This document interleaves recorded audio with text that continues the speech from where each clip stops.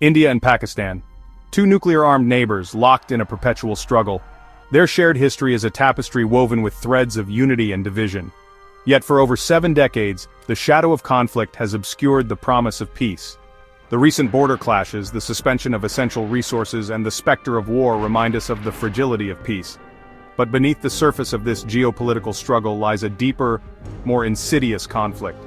An economic war waged against the people by the privileged few. The conflict between India and Pakistan is not just about territorial disputes or political ideologies. At its core, it's about power. It's about control. It's about the top 1% in both countries exploiting historical grievances to maintain their grip on wealth and influence. They thrive on the division, on the fear, on the instability. And who pays the price? The common people. The students struggling to find jobs, the families battling inflation, the millions caught in the crosshairs of an economic war they never signed up for. This is not merely a conflict between nations, it is a battle for the soul of a region. A region teeming with potential, yet shackled by the ghosts of the past. A region where hope struggles to bloom amidst the ruins of broken promises. This is the reality of Indo-Pak tensions, a reality often obscured by the deafening rhetoric of politicians and the carefully curated narratives of the mainstream media. This essay aims to pierce through the veil of deception and expose the truth, to ignite a conversation, to challenge assumptions, and to empower you, the reader, to demand better.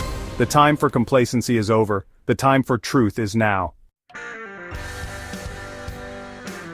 The birth of India and Pakistan in 1947 was a moment of both triumph and tragedy. The end of colonial rule was a cause for celebration, but the partition that accompanied it left an indelible scar on the subcontinent. Millions were displaced, and violence erupted along religious lines. This painful legacy continues to cast a long shadow, influencing the economic realities of both nations. Partition cleaved apart a once integrated economy, disrupting trade routes and displacing skilled labor. The two nations, born as rivals, embarked on divergent economic paths. India, with its socialist leanings, focused on self-sufficiency and state control. Pakistan, aligning itself with the West, adopted a more capitalist approach. These differing ideologies further deepened the divide, hindering cooperation and fueling mistrust. The economic consequences of this division have been profound.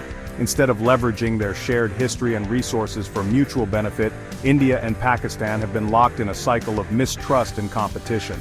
This has led to a militarized border, hindering trade and economic integration. The resources that could have been used for development have been diverted to maintain massive armies, perpetuating a climate of fear and uncertainty. The partition was not merely a geographical division, it was a fracturing of economic potential. It sowed the seeds of discord that continue to plague the region to this day. Understanding this historical context is crucial to grasping the complexities of the current economic war raging between India and Pakistan. Who benefits from this perpetual state of conflict? While ordinary citizens bear the brunt of economic hardship, a select few profit from the chaos. The elite in both India and Pakistan, the top 1%, have skillfully manipulated the narrative, using nationalist sentiments and historical grievances to consolidate their power and wealth. These elites, with their vast fortunes and political connections, control the levers of the economy. They influence government policies, manipulate markets, and shape public opinion through their control over media outlets. The conflict with the other serves as a convenient distraction, diverting attention from their own excesses and the plight of the masses. In India, a new class of oligarchs has emerged, amassing vast wealth through crony capitalism and political patronage. They preach the gospel of economic liberalization while benefiting from cozy relationships with the government. In Pakistan, a powerful nexus of military generals and feudal landlords controls vast swaths of the economy, perpetuating a system that benefits the few at the expense of the many. These elites are not patriots, they are profiteers. They thrive on division and instability, using the conflict to line their own pockets. As long as ordinary citizens remain divided by artificial borders and historical baggage, they remain easy to manipulate and exploit. The true battle is not between India and Pakistan, it's between the 99% and the 1% who seek to control them. Section 4. The Price of Pride, Military Spending and Its Costs. The rivalry between India and Pakistan has come at a steep price.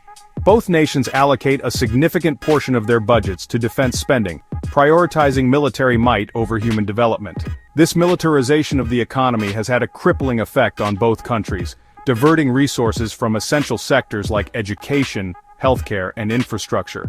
India, with its ambitions of becoming a global power, has embarked on an ambitious military modernization program. Pakistan, driven by a perceived threat from its larger neighbor, has followed suit, allocating an even greater percentage of its GDP to defense spending. This arms race has created a security dilemma, where each side feels compelled to outdo the other, leading to a perpetual cycle of escalation. The consequences of this militarization are all around us. Crumbling schools, overcrowded hospitals, and a lack of basic infrastructure are a stark reminder of the opportunity cost of this obsession with defense. Millions of children in both countries lack access to quality education, while healthcare systems are stretched to their limits. The human cost of this conflict cannot be measured in dollars and cents. It is reflected in the lives of millions of ordinary citizens who are denied their basic rights and opportunities. It is a tragedy that the resources that could have been used to uplift the masses are instead being squandered on weapons of war.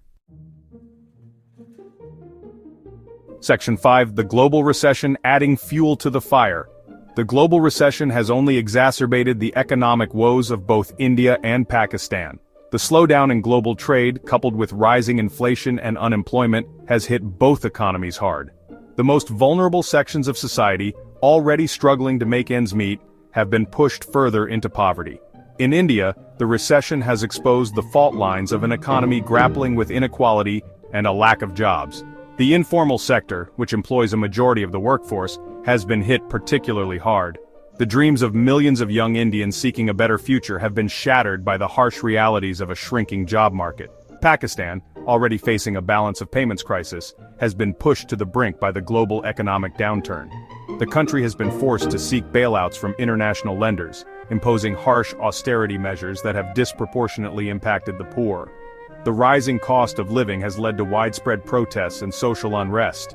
The global recession has acted as a force multiplier, intensifying existing economic tensions and social divisions.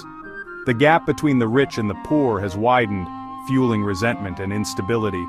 The stage is set for further unrest, as the masses, burdened by economic hardship, grow increasingly disillusioned with the status quo.